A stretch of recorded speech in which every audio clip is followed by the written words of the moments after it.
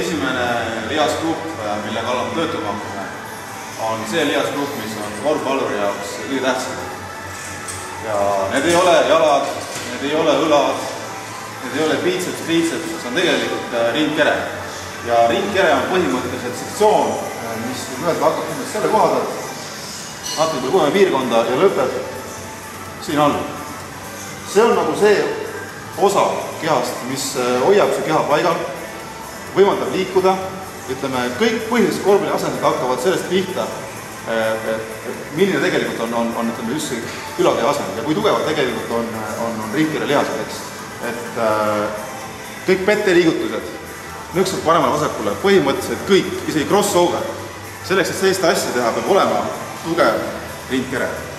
Ma näitan ette 4 ringkere harjutust, mida mina teen põhimõtteliselt Jorgma ringkere treening. Kes treenivad, ütleme, tihedamalt, rohkem 2 korda nädalas. Et võiksid võtta need harjutused nagu kõik oma kauba. Kes treenivad, ütleme, 2 korda nädalas ainult, siis soovitav on valida neist 2 ja treenida neid mõlemal päeval põhimõtteliselt.